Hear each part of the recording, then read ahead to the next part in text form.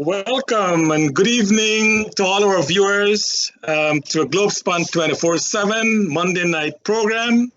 We want to thank Nohar Singh for making this platform available to all of us and to Devin, our technical specialist, for making it possible. Please call all your friends and family, let them know we are on the air. And I promise you tonight we'll have a very interesting program with another minister that we are so gracefully have come on our program. Please share this with all your Facebook friends, even though we have some of the nastiest comments on Facebook. We will forgive everyone who put nasty things against us. We are welcome. We welcome that. We also want to welcome Dr. Rose for being my co-host tonight. Dr. Rose is a professor here at CUNY. He lectures to graduate and to doctorate students in political science. Dr. Rose, welcome to the program. Thank you. Again, our appreciation to the CEO of Globespan, Mr. Nohar Singh, and our technical director, Devin Bissoon, for providing us with this medium. And thanks to all our viewers and listeners in the tri-state, diaspora, in Guyana, in the Caribbean, Europe, and elsewhere. Our broadcast comes to you from New York, but Globespan TV is seen in many countries around the world. But our job is to ask questions of our leaders, especially those in government. We are here live every Monday night at 7 p.m. New York time, 8 p.m. Guyana time. And welcome to Mr. Minister Dharamlall, Nigel Dharamlall. It's a pleasure having you here tonight. Over to you, Charles. I'm very happy to be on your program. Good evening to you and your viewers as well. Yes, thank you, Dr. Rose. And Minister, we want to, of course, give you a special and warm welcome to be our guest tonight. I know you traveled all the way from Barbados today to be on the program with us tonight, and we really appreciate that. So, Honorable Minister, welcome again. Thank you very much. Minister, you are the Minister of Local Government and Regional Development. What are some of the responsibilities that ministry is responsible for? Well, my ministry is quite extensive and expansive. The ministry basically touches the length and breadth of Guyana. Guyana is divided into 10 administrative regions. So our ministry basically looks after the 10 administrative regions.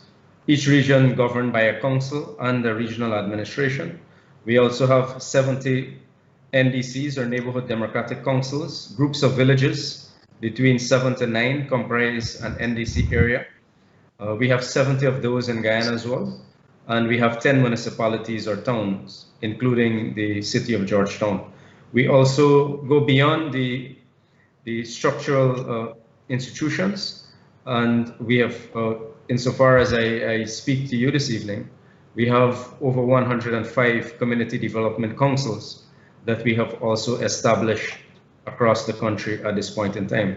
So our reach is quite far, and our work is extremely intensive as we cover the entire country.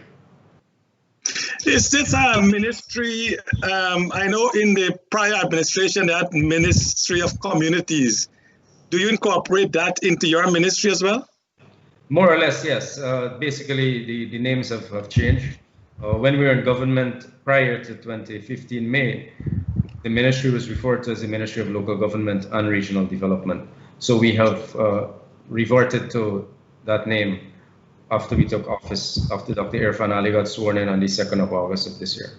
Okay, Minister, you have some good viewers tonight. Mr. Gillian says you are our special minister, so you have some great following there in Guyana. Minister, I know it's not the right question to start with, but you know, in the media, they had the issue with your son was involved in this portrait of you with your ministry. And there are different reports on it. And I think you give your report, but I don't think our audience have maybe listened to it. But can you explain to us what really happened there? Well, I think that matter has been settled, and that matter is now out of public domain. I think too it was totally misconstrued as to what had happened.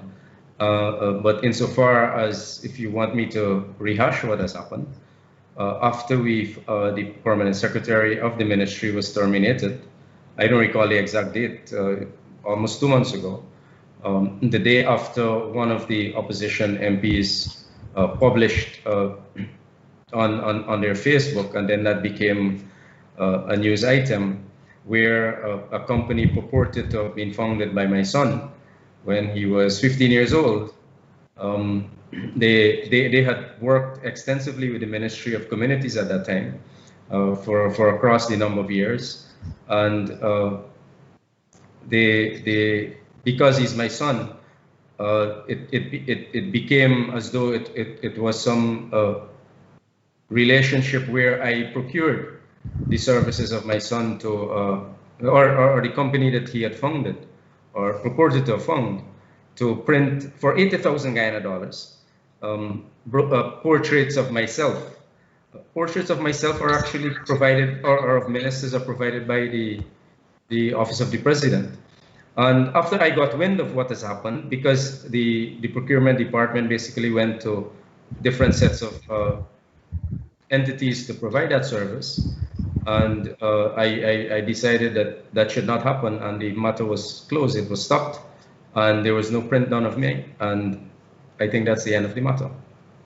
I'm glad you cleared that up, because it was kind of a dangle hanging over you, and it was seen, because I think it's Mr. Manipal, the guy from, I think he works in your ministry still. He got the report from someone in the accounts department, I presume, and he made it a public statement. And I'm glad you actually corrected that view, that you had really nothing to do with that. And it was, as you rightly said, the portraits of ministers are done by the Office of the President. And I think that is how it happened. Very well. And just for the viewers, education too, or edification. Mahipal works in the ministry as a community development officer on a pensionable establishment. So Mahipal is not on contract, but inevitably we will pay his pension when he gets old. And he earns, his salary I think is over $200,000 per month. And when I took the ministry over I went first on August 6th. Dr. Ali swore me in on the 5th of August, and I went on the morning of the 6th to work. And I met with all of the heads and went through, did a situational analysis of the ministry. I found that part of the department, that Mahipal and others, comprised of a slew of political agents or elements of the APNU-AFC, and particularly the PNC. They were employed in the ministry in different forms, as community development officers, as ministerial liaisons, as advisors. And the 56 of them earned in excess since August of 2015, when I prorated their salaries and benefits. It accrued to over $1 billion. And insofar as we speak this evening, there has not been any type of information as to what work they did, what their terms of references were, absolutely nothing. So these are people who have basically lived on the taxpayers for 5 years, earning big bucks. Some of them also were during the recount period, were on national television, were on social media, proclaiming the APNU-AFC, despite all of us, including the world, knowing that they rigged the elections and were trying to stay in power fraudulently. All right, Minister Dr. Rose. Thank you, Minister. Dr. Rose? Yes, Mr. Dharamlall. First of all, I normally do this to all my hosts, my guests. Your guest. My guest. Can you give us a background of yourself? I know you were permanent secretary sometime back in the last PP administration, but can you give us a background of yourself, where you came from, where you're educated, and how you reached this level in the PP party? Okay, so I am originally from Berbice, West Berbice, and I was in the first batch of students at the President's College. So I rate, at that time we were in the top 60 students in the country, And then I did a few degrees in agricultural sciences, business, and in project management. And during the course of my professional life, I served quite a lot in the rice sector, in the agricultural sector in general. And I also came through the ranks of the PYO, that is the youth arm of the People's Progressive Party. Right. And during the course of my professional life, I served in different capacities as a project manager, as marketing head of the GRDB. I served as the chairman of the board. I served on quite a number of boards. I also ran some extensive projects, and I was the head of CARIFESTA. And I'm happy to say so because Dr. Barajagdio, took me out of project management and gave me this huge project to run called CARIFESTA, which I think was the biggest in the Caribbean ever. I also served as the chief fisheries officer for a period of time before I became a permanent secretary in 2009, I think, if I recall. And I've served in Amerindian Affairs as permanent secretary, as well as the Ministry of Local Government and Regional Development. And prior to my becoming the Minister of Local Government and Regional Development, I also served in the Parliament as a member of Parliament of the People's Progressive Party Civic. Okay, now my first question to you then is this. You mentioned about all the NDCs, that's Neighborhood Democratic RDCs, NDCs, and the town council. Your ministry is in charge of all of them. And these spread across the country. The RDCs, I don't know the function of the RDCs. The NDCs, I don't know the function of the NDCs. And in some cases, the town council and these different bodies somehow don't have a straight path or straight line as to what the responsibilities are. Can you explain to the audience tonight the difference between the RDC, the NDC, and the town councils? Well, like I said earlier, the country is divided into 10 administrative regions. Those administrative regions have a political directorate called Regional Democratic Council, and the Regional Democratic Council is supported by a regional administration. The Regional Democratic Council they are basically a group of politicians who are elected every election cycle on the regional list, and whichever party wins that region, then they put together their councillors, and naturally sometimes you would find that the party that wins the region ends up becoming the chair of the region.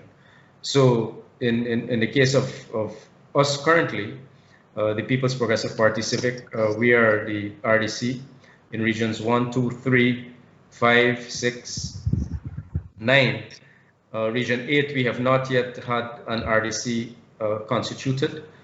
In regions 4, 7, and 10, the APNU, AFC, they are in control of the RDC.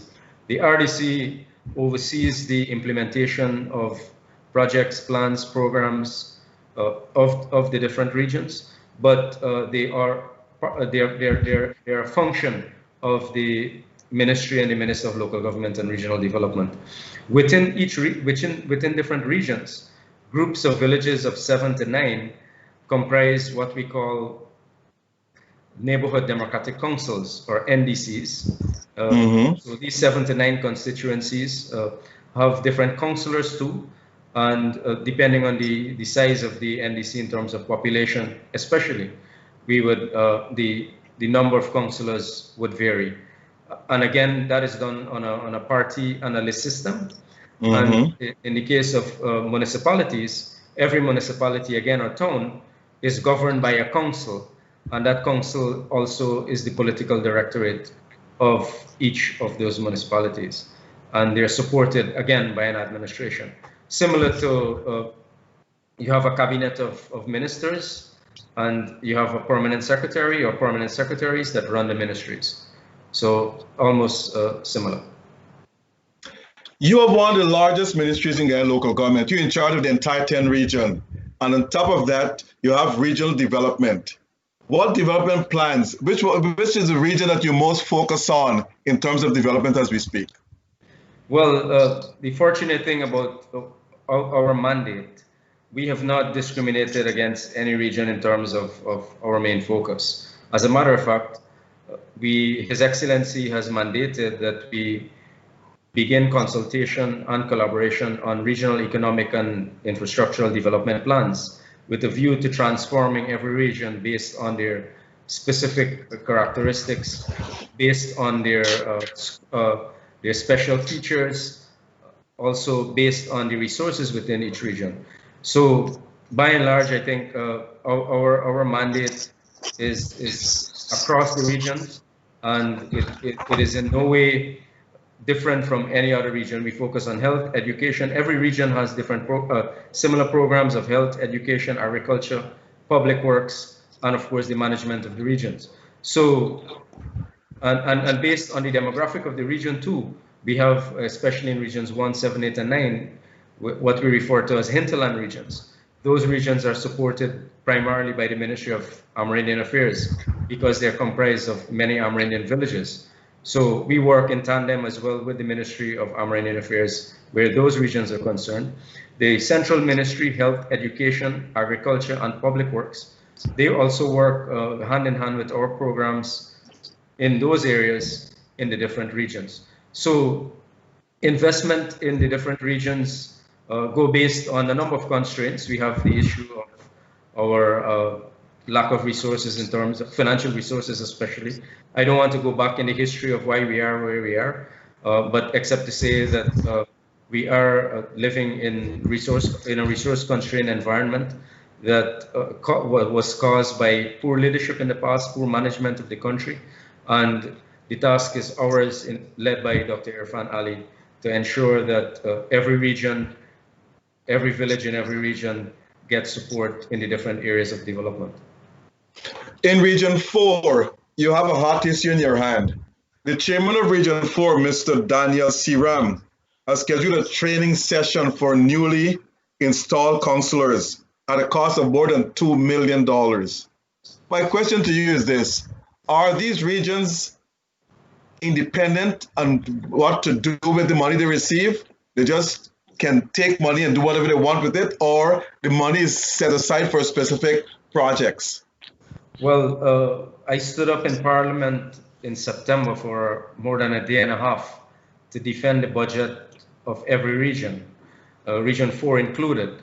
In that specific case, I think that the procurement of that activity went awry because apparently the vice chairman received a quotation from someone, a bridal party, that claimed to have been an event planner, and that quotation was received by the vice chairman and approved by the regional chairman, totally out of the procurement laws of our country.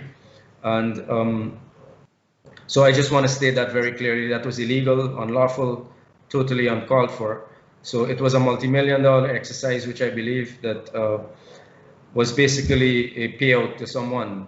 There is absolutely nowhere where the councillor receives a quotation and then that quotation is approved by another councillor, in this case, the vice chairman receiving, the chairman approving. What is even more concerning is the fact that they have indicated publicly that this may have happened in the past. This is a PNC control region, Region 4, Dharamlall Mahaica, and we have since begun an investigation as to what may have transpired in the last 5 years, noting that the comments that these issues may have happened where the chair of a region may be approving procurement documents, in this case, quotations. Different activities are planned for different regions, and there is wide scope to balance some of those activities. In this case, under one of the budget chart of accounts is called one of the budget lines, 6211, expenses specific to an agency. The chair, basically, that is where the councillors get their resources from to conduct different activities. However, all resources of a region is controlled by the regional executive officer as the accounting officer. So in effect, the policymakers are really not supposed to get involved in the monetary administration of any region. Now, I say that, let me just follow up with a question here. This may or may not be happening in other regions, But my question to you is this. Monies going to these regions, are these monies earmarked for specific projects? And could you send an edict to each one of these regions telling them that money earmarked for specific projects must be used for those projects and not be used elsewhere? Well, that is a standing order. Projects are usually, especially capital projects, so the budget is divided into a current budget basically to deal with recurrent activities, operational routine things, and a capital budget that deals with the infrastructural component or the real tangible aspects of a budget. So those activities are itemized, they are budgeted for, and you cannot really change them unless you get permission to do so. Likewise, in the current program, it is almost similar where some activities are already identified. The budget lines give wide scope in some areas to I don't want to say manipulate, but to be able to move in terms of the description of different activities that have to happen within each line item.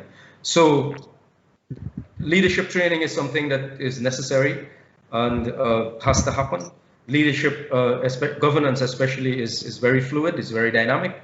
And I think that all of the different councillors, some are new, some have to understand how these issues work. The fact that they are councillors means that they are in a position of leadership. So, but what happened in this case was that I think they went about it in the wrong way, the unlawful way. And it is egregious that the chair of a region will actually approve a quotation submitted by the vice chairman. Procurement is an exclusive right of the administration and not of the council. Minister, Minister, you know, the region came into being after the 1980 Constitution. Prior to that, we had the counties of Dharamlall, Essequibo, and Berbice, right? I don't think you're old enough to remember that, but you know, we are the older person, we remember that. There seems to be a lot of, well, in today's social media, I read something that there's a lot of corruption, nepotism, and cronyism in the NDCs and the RDCs. As minister, are you concerned? And I know the President Ali, I think, you know, what he did for the last 3 months, I think he's firm in trying to root out corruption. What is your ministry doing to ensure that our NDCs and our RDCs, and the other question, sorry, I'm asking 2 questions, do we need RDCs and NDCs? Yes, I think they provide a scope for different, outside of central government. I think RDCs, NDCs, municipalities, they provide an opportunity for different levels of governance and the participation of local leaders, regional leaders, to be part of the mainstream of decision making within their given space, whether it is a region, whether it is an NDC area, or whether it is a municipality. Every year, audits are done of the activities of every region. They're supposed to be done of the municipalities as well as the neighborhood democratic councils. Insofar as we have been in government, we are at this point in time reviewing the audit report of 2018 regarding the expenditures of the last regime. I've asked for an audit of all of the 10 municipalities. In Georgetown, for example, between 2015, after the coalition took office, to 2019, Georgetown earned via revenue over $12.7 billion, and we know Georgetown is still a mismanaged city. We have Linden, for example, over 1.2 billion. New Amsterdam, where I was born, over 636 million. The smaller municipalities, hundreds of millions. So we've asked for audits, and in some cases, some NDCs as well, we've asked for audits, and these have to, as we move forward, I think, and as we build resources, the professional as well as skill resources within these local democratic organs, I think we have to continue to use audits to enhance management and to also find those areas where there are gaps, and we're able to fill those gaps. The audits are not just about prosecution for prosecutorial purposes, but the audits are also to find where the gaps are so we can be able to fill those, and these local government, local democratic organs, their capacity can be built so they can serve people better. Well, Minister, this RDCs and NDCs has been a long time. We are doing audits, we are getting knowing the problem, but corruption still no one went to prison. I have not heard anyone in Guyana went to prison for mismanagement of their NDCs or the RDCs or anything else. I mean, how serious are we going to get to ensure that when these people are put in position of authority, that if they mess with the public funds, there must be some punishment for that? Well, we have made a commitment to our people that if people have destroyed the integrity of their office by engaging in activities beyond prudent financial management especially, then they will have to face the consequences. And if those consequences require that they be prosecuted in the court of law, then we will follow that course. So the audit is one of the bases from which that can happen. And we intend to ensure that those who misuse public finances will be held accountable. In the regions, we have also, I've written to the Auditor General, also on some specific cases in different regions. And as soon as those audits are complete, likewise for the municipalities and those NDCs, if they require action by the police, then those will be forwarded to the police for action.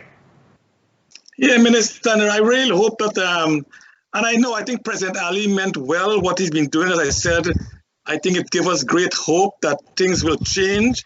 But unless we bring the hammer down to those who bend the laws and make it so corrupt that these people should be brought to justice, so at least the people of Guyana will know that our government is working for us. So we really look forward, especially your ministry, to ensure that the NDCs and the RDCs, their dealings are above board. Well, I think even beyond that, in central government, in between 2016 to 2019, or almost to the elections, the last government earned beyond the taxes that we were earning in 2014, I think over $90 billion per year. But when you look at the implementation of different programs, projects in the country, you do not see that transition from the enormous increases in rates and taxes and collections by GRA especially into projects and programs on the ground. So naturally, there may have been massive corruption that took place in the last 5 years. I think right now it is trending how land has been basically used as the personal property of some of the former leaders of the coalition, of leaders of the government who are members of the coalition. That is now public knowledge, and some of those have already gotten to the attention of the police through the Special Organized Crime Unit. So where local government and regional development is concerned, we will proceed in that way as well. And we are committed that those who are involved in nefarious handling of our finances, that they are going to be held accountable for it. Minister, when we come back, we will continue this discussion. I really appreciate your answers that are very plain and to the point, and you're telling us exactly what you intend to do in your ministry to ensure the people of Guyana have confidence in our government. When we come back, we will continue discussion. Travelspan is pleased to announce that the airport in Guyana is now open. There are flights from New York and Miami non-stop to Guyana. Call Travelspan for all your travel needs to Guyana or for your vacation to Mexico or Punta Cana. Call 718-845-0437. That's 718-845-0437. Flights are now on sale to Guyana and vacation packages are now on sale to Mexico and Punta Cana. Call 718-845-0437. Logistics International, based in Trinidad with representatives in Guyana, is pleased to announce its shipping services from Trinidad to Guyana. Logistics provides shipping services and has experienced personnel to handle all of your shipping needs from Trinidad to Guyana. Buy in Trinidad and let Logistics handle all of your shipping to Guyana, from small boxes to container sizes. Call Logistics in Trinidad at 1-868-336-8218 to handle all of your shipping needs, and they handle all sizes. Logistics International has been shipping for over 22 years to many Caribbean countries with reliability and dependability. Call 1-868-336-8218 in Trinidad. That's 1-868-336-8218. Or email at liclcargo@gmail.com. Welcome back to our program here on Globespan 24x7. We want to thank the Honorable Minister, Honorable Nigel Dharamlall, for being with us this evening. As we know, he's the Minister of Local Government and Regional Development. Doc, you want to? Sure. Now, Minister Dharamlall, during the PEP time, Georgetown became a garbage dump. President Granger came in, he led a group of people to clean up Georgetown. It appears now that Georgetown is heading into that direction again because the city is saying they don't have enough money to clean up Georgetown. You heard about a fire in Regent Street recently, and the papers were reporting that the fire hydrants were covered with garbage. My estimation of fire hydrants is about maybe 2 or 3 feet high. So you'd have that amount of garbage in it, covered in garbage. The firemen could not have found the fire hydrant. So my question to you is this: are you going to allow Georgetown to go back to that route, or are you going to make sure the city council or the city keep the place clean?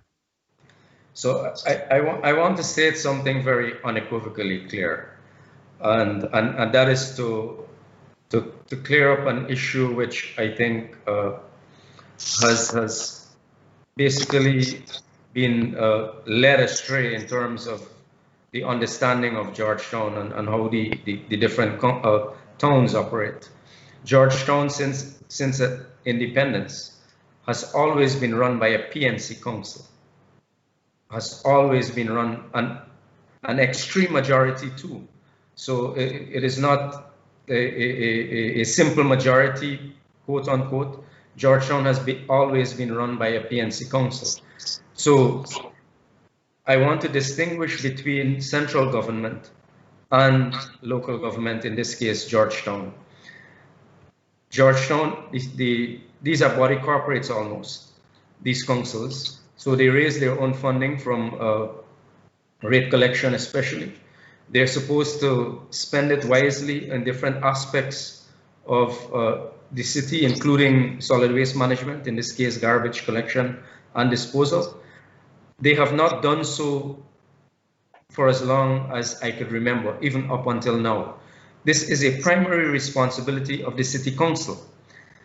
The central government, when we were in government, I recall us spending billions of dollars, but we made the mistake of giving it through the City Council of Georgetown.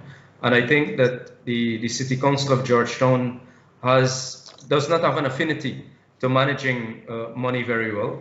I just indicated to you 12.7 billion they collected in the last 5 years, and still yet they are in the red.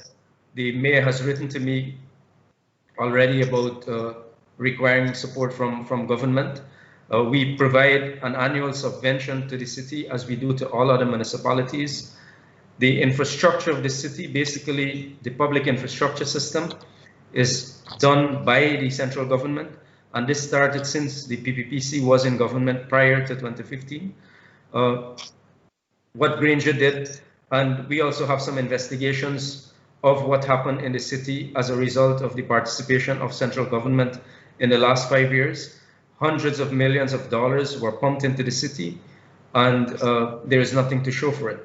Only just over a week ago, there was 5 inches of rainfall, and the city had, in some cases, almost 3 feet of water. But we were able, because we put additional pumps, we ensured that staff were in place, that water went out just the next day. We are also engaging, the city spends close to 100,000 US per month on solid waste management. We have to, as central government, continue to educate our population in terms of the issues of good solid waste management and how we deal with it. It is very expensive, and I think that the central government will continue to play a role, as we are currently doing, and we will play an even greater role to make sure that the city remains pristine. We are in discussions also to get City Hall, the building, which is part of the National Trust of Guyana, to have it refurbished. Hopefully that will be done during the course of my being Minister of Local Government and Regional Development. The city has been unable to even take care of its own property. We have a case where the government has given over $65 million to the city to start rebuilding an administrative building in the compound of City Hall. So central government is providing a lot of support still to City Hall, but the city, I want to distinguish, is run by the PNC or the APNU-AFC, as they have, I think, 23 of the 30 councillors. So they are still substantial, and the decision making is determined by the majority at City Hall. So it is a fallacy, it is untrue that the PPP left the city during the course of its administration. We will continue to provide to City Hall, as we will do with all other towns across Guyana.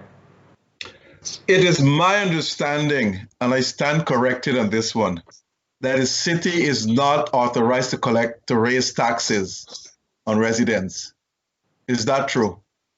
Well, the PPPC campaigned on a platform that we will not encourage any hardship measures to be imposed upon our people.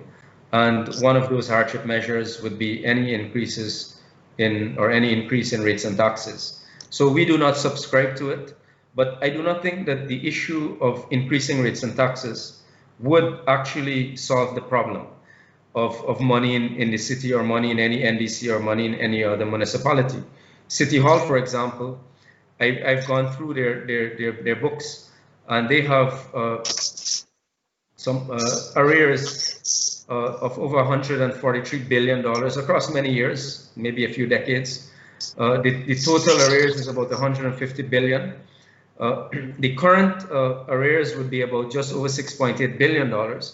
The problem that we have is that I think the politicians within the city, that is the council, they seek to determine more how the administration must operate. And in our meetings with them, I've met 3 times already with the mayor, once with the entire council. And our position is we have to make sure that we find ways and means other than just amnesty or other than sending letters to defaulters, that we must reach out to every taxpayer and find a way to collect what is owed to us or owed to the city. I do not think that they've ever done so. And I think that a lot of what they do is based on the political directorate of Congress Place. And we are aware that there is the politics out of Congress Place does not delve into good governance or any prudent management. So naturally, as long as Congress Place has control of City Hall, they are bound to fail in the near future. And let me just follow up on this question. Okay. The thing is this: here is a fault line. You said the city received almost over $12 billion. Are this $12 billion earmarked for specific projects, or just given to the city in a lump sum and you do whatever you want with it? The city, I said the city accrued revenue or collected revenue. Rates and taxes. So they were not given. They collected revenue of $12.7 billion between 2015 to 2019. Part of that would be rates and taxes. There is a budget that they produce that would have to come to the Ministry of Local Government and Regional Development, as would all other municipalities, as would all other regions, as would all other NDCs. And there are specific activities within their budgets that they actually they fund. One of the major issues at City Hall, I met recently with the Treasurer acting, and he indicated to me that they spend about $120 million per month on labor. Their annual budget is just over $2.2 billion, $120 million per month. That is more than half of their budget, almost 60% of their budget that goes toward payment of labor. They have active staff, I think, over 775, and they have an additional over 250 staff as pensioners. And so the wage bill of City Hall is over 1,000 persons that it cater for $120 million per month. So the City Hall will also have to find innovative ways of remodeling its management system. And I think that with the formation of the Local Government Commission, that started under the People's Progressive Party Civic, constituted under Granger, that we have to find professionals and to ensure that they're given the scope to work to enhance the administration of the city. Let me just rephrase my question. Does the central government give the city of Georgetown money? The central government gives all the municipalities a subvention, an annual subvention. How much is allocated to Georgetown? Can you say? This year it will be 18 million, but usually we also 18 million? Yes, only 18 Guyana million. dollars? Guyana dollars. But what I can tell you too is that we invest in the public infrastructure centrally or from central government. And during the course of the year, we also provide support to the solid waste management, the Higgs-Bosch landfill facility, sanitary landfill facility. We pay close to $21 million per month for its maintenance, and most of that garbage, quote unquote, comes from the city. So yeah, I think the indirect support will be much more than just giving cash to City Hall. That's correct. And I was trying to get that because in addition to the revenue that City Hall generates, the central government also give that subvention. Plus, as the minister said, they do other developmental work that was supposed to be the responsibility of the city council, but central government is doing it and paying for it. Minister, one of our viewers asked the question, Edith Singh, people need to be held accountable for the shenanigans. People need to be held accountable for their spending. You mentioned for the last 5 years that Georgetown City Council generate for themselves over 12 billion. Yet, Minister, they owe a national insurance scheme for the employees. I don't think they pay over any PAYE to GRA as well. I don't know if they have a pension plan that they didn't pay into, so maybe that pension plan is unfunded as well. We need, Minister, again, I'm asking you, we got to go in there and do a real audit of the municipality and bring people to accountable. People, the Guyanese, need to know that this government will bring Georgetown City Council to a place where it's supposed to be, and Georgetown being the garden city. When will that happen, Minister? That we have already begun that process. The Auditor General has responded to me recently that the audit will begin, and I can assure you that if there is wrongdoing or any other action that was counterproductive to good governance, that we are going to take action. We have already, in some cases, in some neighborhood democratic councils, we have begun to take action. Some overseers have been terminated and their files have gone to the police already. So as soon as these audits are complete in the different municipalities, we will take action similarly.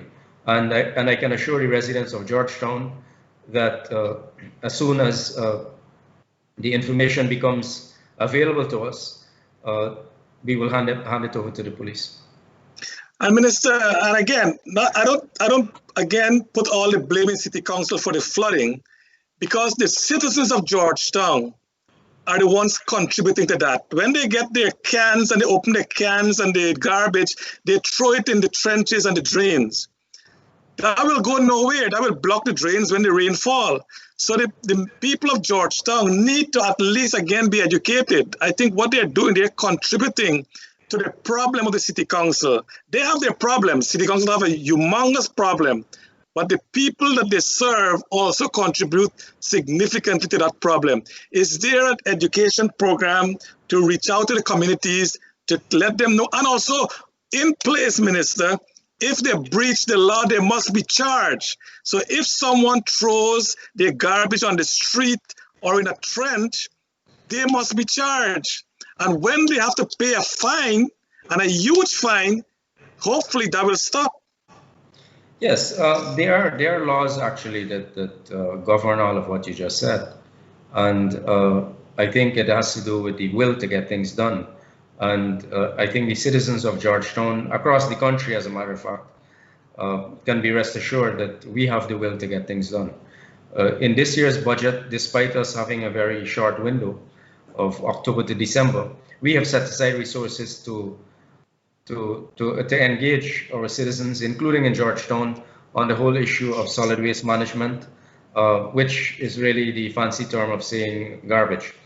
So that is going to be rolled out in the next few days. Actually, I met with the solid waste management department just earlier today, and they have indicated to me that that program will be brought out in the next few days. But the responsibility naturally will be ours as citizens. We have to take certain responsibilities, one of which would be our management of solid waste.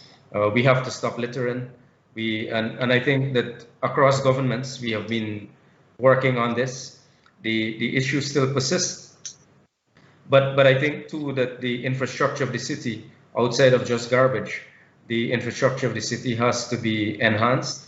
It will have to be rehabilitated, and even whilst all of that is done, I think too that our government is focused on providing support directly to our citizens to the extent that they're able to take care of their own issues.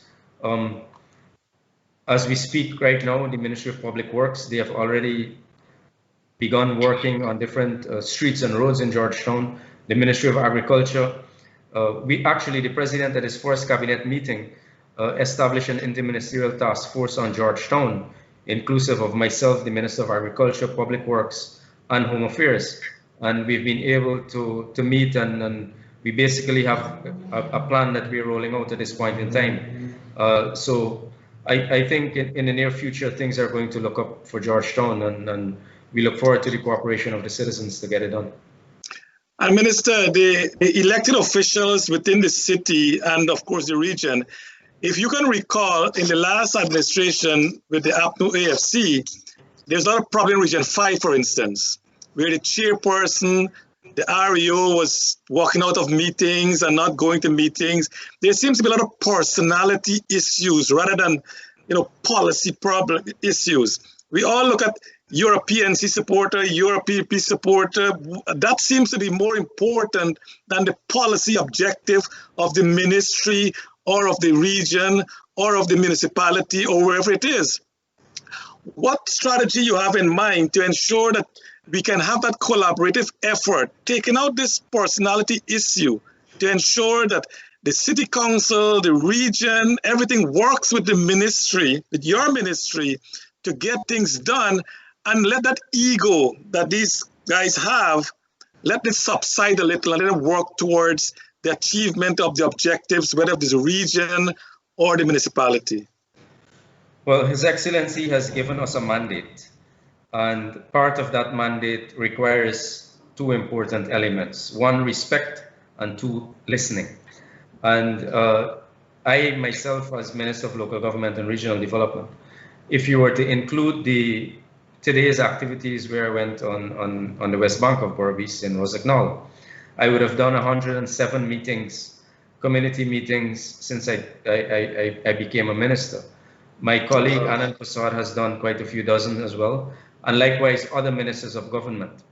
We believe that reaching out into communities, listening to people and working with them to resolve their issues and to even address their concerns is a much better way than being alienated or insulated from their criticisms. And so it is the same way that I have basically spoken to the regional executive officers about, and as well as the councils of the different regions. I've indicated to them that moving forward, we will only be approving budgets until we see actual validation of their work. They must go out into the different communities and meet with people and let the citizens determine what the priorities are. Likewise, I've said the same thing to the municipalities, and I've said the same thing to the neighborhood democratic councils, that they must reach out and work with citizens to determine what the priorities are. Previously, what I found is that a lot of decision making was imposed upon the people. And now that we have a government that believes in and practices genuine democracy and good governance, we actually go into the villages, meet with people, and they basically drive policy and drive decision making. So there is a fundamental difference between the way the People's Progressive Party Civic as a government and the APNU-AFC as a government. I think we're poles apart in terms of governance, and we're poles apart in terms of how we view democracy and how we would like our country to elevate in the future. Well, Minister, one of the big problems, and you're a young minister, the first time you're a minister. Many of your colleagues, for the first time, they're ministers, and you will make mistakes. That is, we're not all perfect. What I'm going at is that the training budget, these regional councillors, they're young. Some of them are very young for the first time they become a councillor, maybe the city council, maybe even the village council. What about training? I think Guyana, and this is your ministry responsibility, is to put a lot of resource into training to our elected officials. So when they go out to meet whoever they're representing, the communication between them will change. I say that because Minister Zulfikar mentioned in Gaisuko how the managers treat the employees, like they talk down to them. This one-side arrangement, they don't listen to the employees as such, and he was very firm that the managers need to change their attitude. Similarly, you cannot change that attitude, Minister, without real training. What plans do you have to do training for these different personnel? So every budget in every region has a training component. Likewise, in the Ministry of Local Government and Regional Development, and we will be providing training. It is part of our mandate, but you cannot train people to be humble. And I think when the People's Progressive Party Civic put together a list of candidates, humility was one of the core characteristics that we sought out in our candidates. Quite different and apart from the pride that APNU-AFC promulgated as their natural behavior. And that is why you would find them imposing more than actually consulting, versus under the People's Progressive Party Civic government. We go out into villages and communities and listen to the genuine concerns of people. And I think that approach towards management and governance would work to the benefit of the people of the country.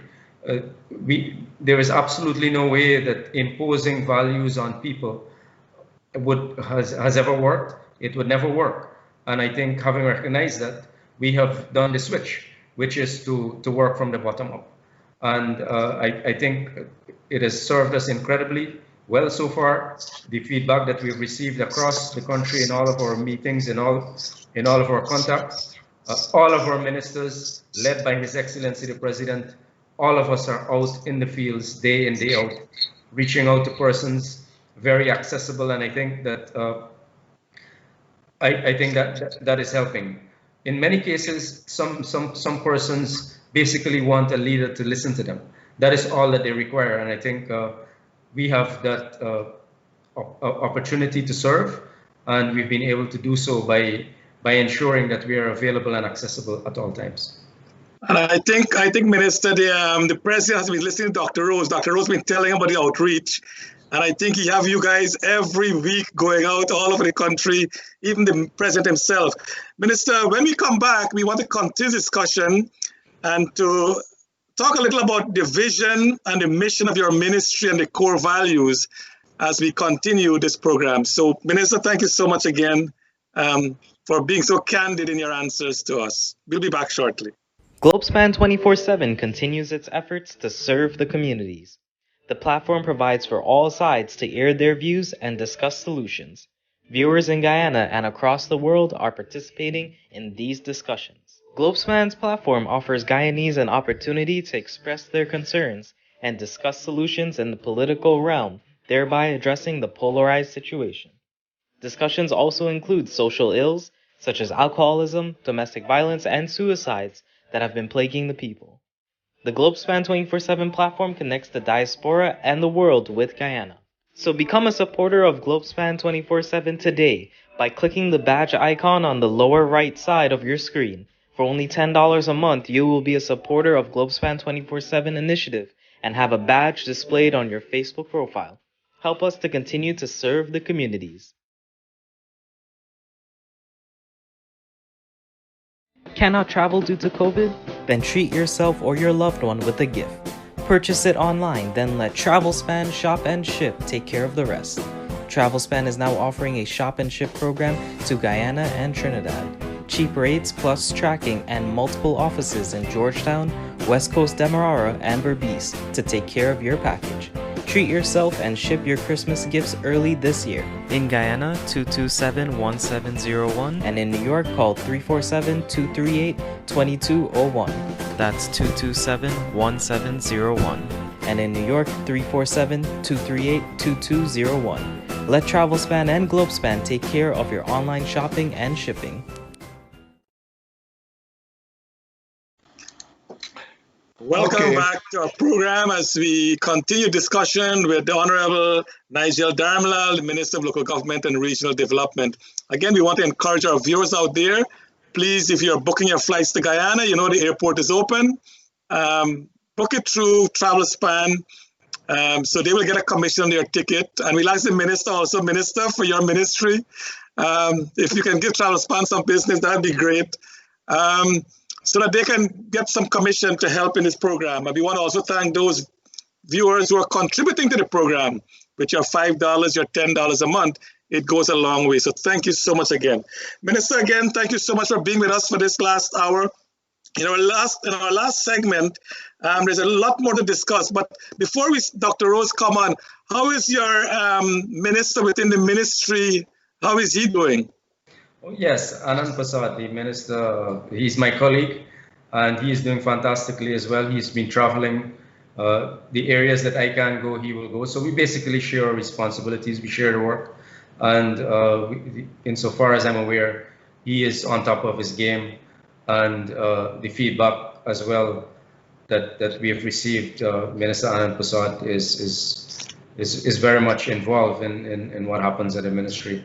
And as part of the cabinet, his responsibilities are also very important. Dr. Rose? Yeah, Minister Dharamlall, there has been recurring themes of complaints about poor or lack of proper adequate services in almost all the regions. So much so that last week, President Ali had to travel to Berbice, near Amsterdam, to meet with residents who had a ton of complaints. And most of these complaints are not major problems to be solved. They stem from not getting responses from the RDCs or the NDCs or the town councils. Some were done through the central government. But my question to you is this. This suggests to me that those in the RDCs and the NDCs, either they're not listening to the people or they just don't care to solve these problems. Simple things like drain blockages, canal blockage, simple things like a broke road not properly paved and so forth. Simple things that can be done through the municipalities or through the RDCs and NDCs are not being done. So much so that President Ali had to establish a rapid response team to deal with those problems. But then that rapid response team will be working with the same NDCs, RDCs, and the same manpower there. So will that solve the problem? Yes, it will solve the problem. We are also speaking here of a lot of inherited problems. And I think that the culture of how we work is also important to ensuring that we alleviate these problems or these concerns.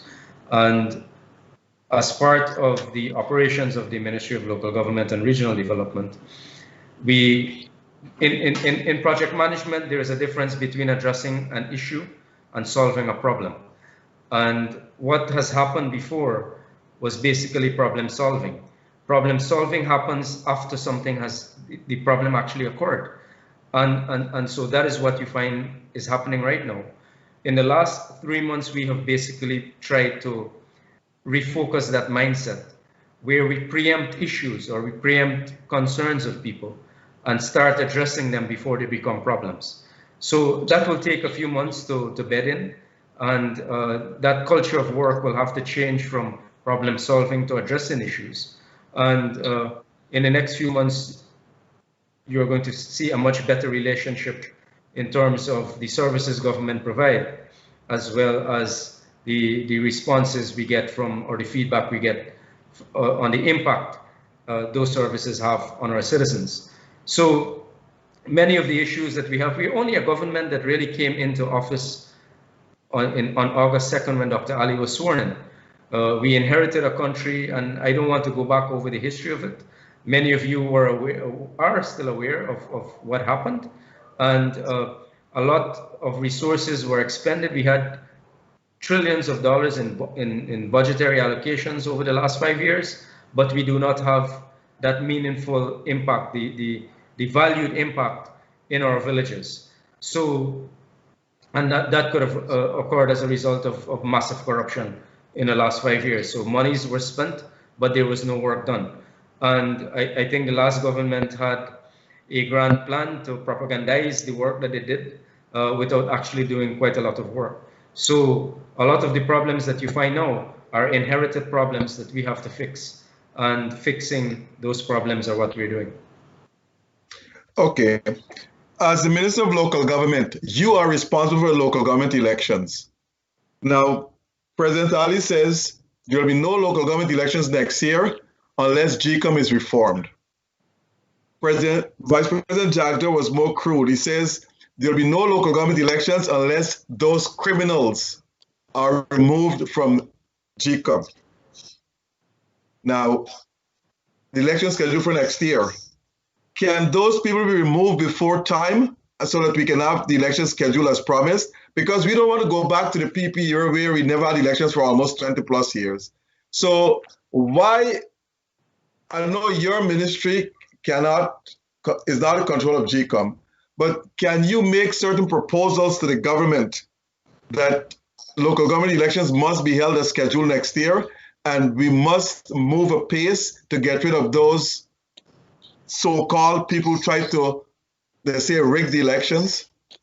Well, I think that I just want to clarify some things for you, because I think there are some gray areas that you just mentioned. I am not responsible for the elections. Elections in Guyana are conducted by the Guyana Elections Commission. So local government elections, as well as general and regional elections, they are controlled by GCOM. So GCOM is the authority on elections. My role as Minister of Local Government and Regional Development is to give GCOM a date by which time elections should be held. In the current situation, we are aware that the top echelon of GCOM, they are basically before the court or the courts for criminal endeavors, we would want to call them, because many of them are charged for different types of electoral fraud. And would you as an upstanding citizen, or would you as any citizen for that matter, would you feel comfortable with people like Low and Feel conducting your elections, noting what they have done in the last 8 months, especially from March 2nd? So our position is basically to ensure that local government elections are held. And as the Vice President said, we will continue to budget for it. But at the same time, GCOM has to get its house in order, and we must have credible people to have to conduct these elections. Why would you contaminate the elections by having people like Low and Feel still at the head of GCOM, where there is no trust, there is no commitment on his part to show any focus on wanting to count votes the way they ought to be counted, and to run an election in a very fair and transparent way. I do not think that the CEO of GCOM and the top staff of GCOM, I do not think that they are competent to run free and fair elections. So the question is whether GCOM in its current form can actually run free and fair elections, and whether we are willing to go ahead with those incompetent people who are unwilling to run free and fair elections and have elections with them at the same time. So this issue of democracy cannot just be lip service. We have to be serious about what democracy is, about what good governance is, and also as leaders of society, opinion makers of society. I think that we cannot also fall into the gaffe of elections without being certain as to the credibility of elections. So, Minister, before that, if you don't mind, just follow up a question. Minister, in 2018, and I think the President and the Vice President made a statement already, but in 2018, Mr. Lowenfield ran an excellent local government election. Even this election day, every single one I spoke with said that the election was the best election ever held. What I don't understand is why Mr. Lowenfield went that route when he really had a good election that he ran, but he went berserk in Region 4. Why did that? Only he can answer the question. But he did run a really good election, and I just want to say that point, and I don't know why he went the way he did. As I said, only he can answer the question. Sorry about that, Doc. I just want to put that in. Now, Minister, what you said there is true, but I would want Lowenfield to run another election in Guyana, indeed, because what he did was blatant, stupid, and totally outrageous. But my question to you is this: knowing GCOM and given the personalities at GCOM, if they don't get rid of these, what Vice President Jagdeo called criminal elements from GCOM, I know the CEO has been charged, the deputy CEO has been charged, and other people has been charged. But if they don't get rid of them, are you saying that there will be no local government elections? Is there anyone to tell GCOM or to ask GCOM, because it's mandated by the Constitution, that local government elections must be held, but not with the present personnel you have there? So you have to make a move, tell this to the chairman to get rid of these personnel and new ones be appointed. Well, I think that is in the domain of the commissioners of GCOM, and I think that they are fully aware of what has transpired and what is before them, and let us hope that in service of their country and the national interests, that they take the appropriate action to ensure that they're credible and competent people to run the elections, to run GCOM, the administration of GCOM, and elections in the future. Okay, Charles. Okay, Minister, I know we keep demonizing. Well, that's a wrong term. The regional councillors and the village councillors, the NDCs. But Minister, they're really paid a pittance. I understand the chairman for NDC is paid about $10,000 a month, Guyana dollars. I think the councillors are paid less than that. How can we expect these people to perform admirably in their communities when they're really paid basically nothing? What is your view on that? Right. So I believe that, I just want to clarify something. They're not paid, they're actually given a stipend. So right, that is a stipend, yeah, exactly. So yes, they're given a pittance for a stipend, but at the level of our communities, local government really is about service to our fellow villagers or our neighbors. And the issue is not just about how much am I being paid as a councillor to get work done. I think it has to do with our commitment to getting things done. And the councils themselves have an administration or an administrative arm headed by an overseer that actually gets paid a salary, maybe not enough still, but they are the ones who are supposed to advise the council on the different approaches to management and rate collection and preparing the budget, those kinds of things. I think councillors, basically, they're just persons like you and I who seek public office because we want to contribute in our ideas and because we want to see things done differently. I think the important thing is to make sure that we have a core group of people in the administration of these councils to actually get the work done. And oftentimes, councillors they serve on an electoral cycle, as do ministers of government, for example. But the professional body, which would be the overseer and the other staff, they're the ones who are supposed to ensure that the NDCs are run in an efficient way and in an effective way. But beyond that, I think too that in the future it is something that we have to look at of increasing stipend. But that should not be the reason why a councillor is not performing. I think too that a lot of councillors get stick because they take on, quote unquote, a bad name position.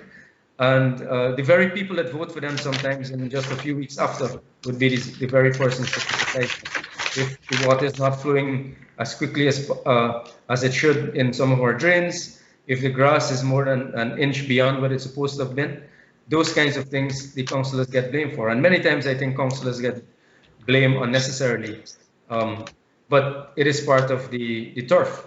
Basically, when you become a councillor, you have to gear up to deal with the consequences of the job. But come on, Minister, these people got a family too to live. But and what I'm saying is that because we pay them so low, I mean, they get a stipend for the NDCs. I think the regional councillors are paid a little more. That's why when they go into contract arrangement, the contractor bribe these guys because, hey, I'm the one who have to give the authority to do it. I am paid only $10,000. The contractor come into a contract, he give me $100,000 and I say, okay, you get a contract. So we need to rearrange our thinking.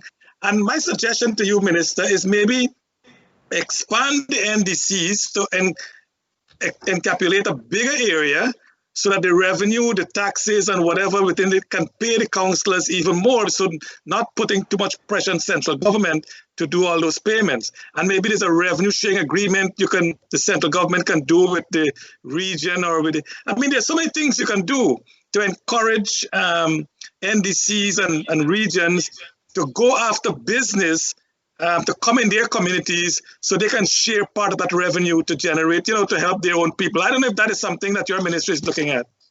Well, I just want to reaffirm that councillors are not a full-time paid position. Councillors, many of them have their own businesses, have their own profession. So basically you get elected to serve within your community. So it is not a paid position. And I do not think it is going to be a paid position in the near future. And likewise, that goes for the RDCs as well. They are all the only persons who are even members of parliament, especially the private members. They also, many of them have their own professions as well as businesses, earning much beyond what they earn as stipend from the parliament.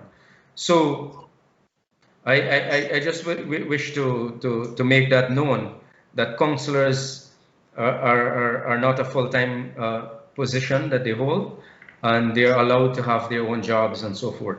And many of them do. If not, they would never be able to survive.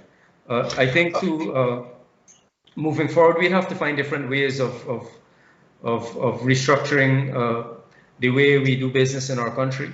The president himself has campaigned on, and I think at every other meeting that he speaks about the single permitting window where businesses can go, or anyone for that matter can go and get their permits done at a single electronic window, for example, rather than, say, for example, you have to build a house.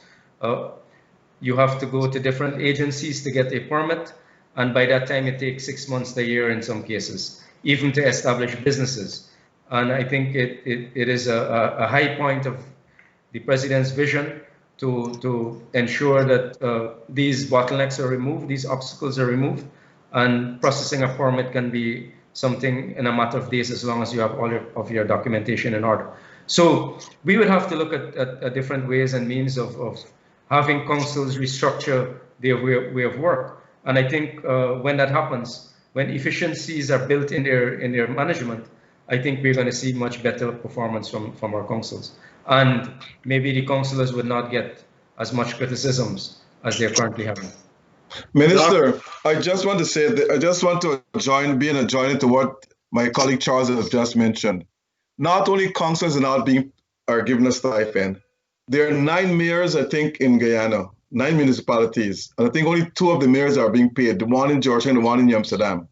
The rest are not being paid. So my question to you is this: how do you expect these areas to be developed when these people have to work full-time elsewhere and then come back to work at the mayor's office 6 o'clock in the evening or on Saturdays? Are they part-time mayors? They should be given a full salary and to work full-time, have a staff to cater for all the development needs of their regions or the municipalities. But if you pay me part-time, I will give just minor service to the city I'm in charge of. Don't you think they should be paid full-time, full salary? The mayors are, well, Georgetown and New Amsterdam are very historic towns. And, right. They go back a long time. So right. I think it is in that regard that some of them get their salaries. There is nothing stopping, and you may want to criticize this, but there are some councils that are able to manage their resources well, and they give not a salary again, but a stipend, an additional stipend to what central government gives to the councillors and to the chair of an NDC, or in some cases, the mayors of the different towns. And we have 10 towns in Guyana, including the city of Georgetown. The Ministry of Local Government and Regional Development, we also give a stipend to each mayor in the country. I think that stipend is about $70,000 per month. But again, you see, there's a school of thought that says that if you give me more staff, then I can get more work done. And then there is a school of thought that says that if I am able to rationalize and use the resources I currently have in a much more prudent way, I may also still get much more work done. So decision making, even whilst it is sometimes day-to-day, the councils as the assembly or the parliament of a town or an NDC area or of a region, they are basically at a policy level. And they don't make policies all day. And I think what is required is to ensure that they provide leadership to the administration of these different local democratic organs, and to allow them to actually do the heavy lifting or doing the real work. Too often we find the councils imposing their political values on the administration and their political biases. And I think that may have contributed extensively to the failures of many of these local democratic organs. But I think moving forward, we are now transforming our economy. Investments are pouring into our country, quite unlike what has happened in the last 5 years, where our country was on a borrow, tax economy, basically. And now we have to raise resources on our own. We have to rebuild the productive sectors. We have to reposition the oil sector. And so moving forward, we would have that opportunity where our scope to pay councillors more will be increased. But remember, we're only a 3-month-old government, basically, and we inherited a country that, Dr. Rose, before the program, I was reading about both you and Charles, some of the articles that you have written, and many of you have written on the economy and how things have failed tremendously over the last 5 years. So you know the problems that we have, and fixing the economy is right now our priority. So, quick question to you. Do you or your government have or will establish more municipalities? And if so, where? Well, the last government had a fetish for these things. I think our core value has to do with enhancing people's lives, providing services to them, ensuring that people get jobs, ensuring that children go to school, ensuring that the health facilities are rehabilitated and enhanced, ensuring that more scholarships are given to our young people, ensuring that the university has more scope to train more people. So I think those things are much more important than establishing towns. The Granger established quite a few towns, but they have basically not been able to enhance the value of people's lives in the areas in which they were established. Okay, Minister, I know I want to talk about the vision and the mission of your ministry. And one thing I want to mention, I went through your website, your ministry website, and a lot of things is not updated. There's still, the last time they were updated like 2018 and 2019. So maybe the persons in your ministry responsible for that, maybe they need to look back at the update in some of those areas. But your mission statement says to provide policy leadership and management to enable local government to deliver social, economic, and environmental services in communities and to provide affordable housing solutions, water supply, and sanitation services, and also to promote water resource management. That's a great mission. What is your plan to ensure that at least we can get some of this achievable by the end of the first term of the President Ali's administration? I think we have already begun to see the fruit of our sweat in the last 3 months. Our ministry is basically the link between our people and the government, and our government and the people. And our focus basically is to ensure that we collaborate with our citizens and to raise their issues at different sectors of the government. And likewise, at the level of the government, that we are able to touch the lives of people across different parts of the country by ensuring that the feedback they receive in terms of the actual provision of services based on their needs and wants, that those get to the citizens. And I'm happy to report that in the last 3 months, a lot has happened where that is concerned, and we have received tremendous and positive feedback in terms of the people getting closer to the government, but more importantly, the government responding by providing better drainage and irrigation, providing better sanitation. In some cases, we are spending a lot of money on enhancing sanitation. We have gone out into different NDC areas and in towns and collate resources and collaborate with different agencies of the government to start cleaning up the environment in these different areas. So it is not unreachable. I think it basically falls within the scope of what we would like to do, and I can assure you that Dr. Irfan Ali and his team, that we have the will to get it done. Minister, a quick question to you. I can't let you go before holding you accountable.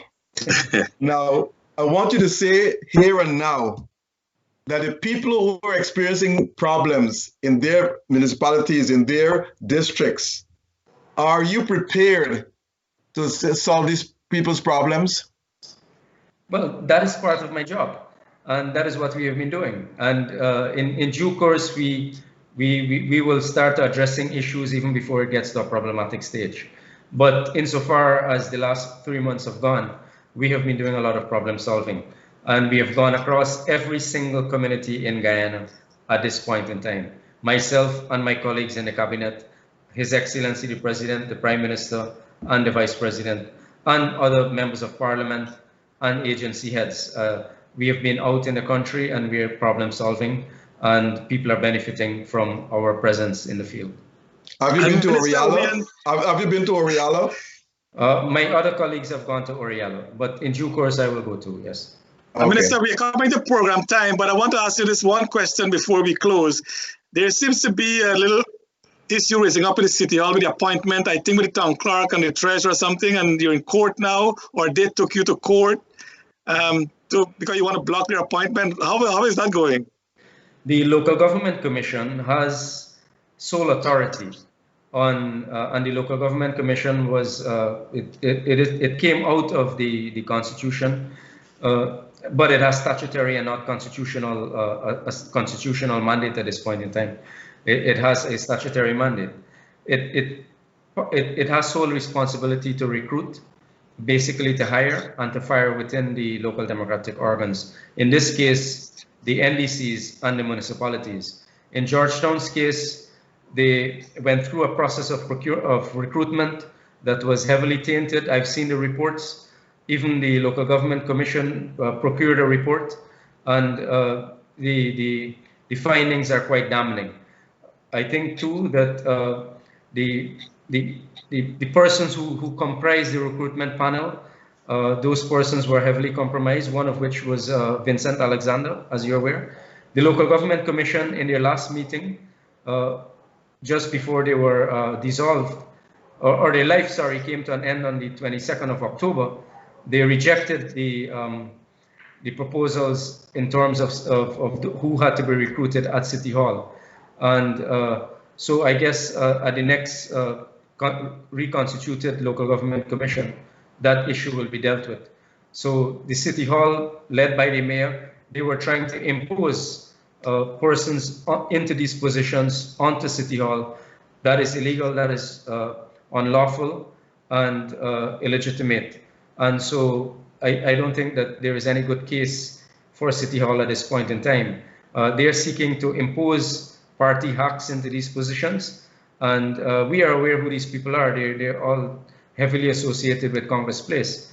And City Hall, led by the mayor and the PNC councillors especially, they are unwilling and they're unmoving on trying to get professional and proper people into City Hall to manage the affairs of City Hall. Thank you. Doc, anything closing?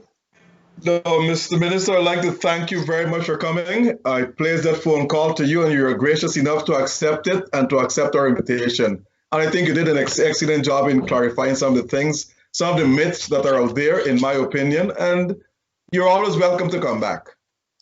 Well, thank you very much for having me, and I'm always a phone call away.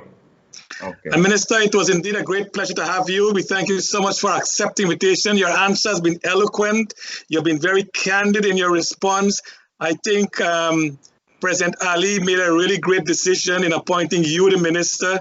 We have had some ministers on this program, and I think President Ali made some really great choices in his ministers. All of you have been very eloquent. You've been very open in your discussion. And we hope that this will continue because, you know, as you get old into government, you get complacency steps in, right? So we hope that will happen. And I'm sure President Ali will want to see, you know, the country develop the way it should. And I said with our oil revenue, I'm sure we'll do so much better for the people of Guyana. So Minister, again, thank you so much for being a part of our program tonight. And I'm going to say on TV, I'm sending an open invitation to your Vice President. Yeah, well, our I hope he's listening to the program. I know this for a fact. But we are going to win the next elections, and we are working every day since August 2nd to win the next election. So you can be assured of refined leadership from the People's Progressive Party civic government. Thank you, Minister. And I want to thank all our audience. We want to thank our audience for being with us tonight. We want to thank Nohar Singh and Devin for having this program available to all of our viewers. To our viewers out there, thank you so much. The Minister, thank you so much. Dr. Rose, thank you. And God bless you all, and God bless our country of Guyana. Thank you so much.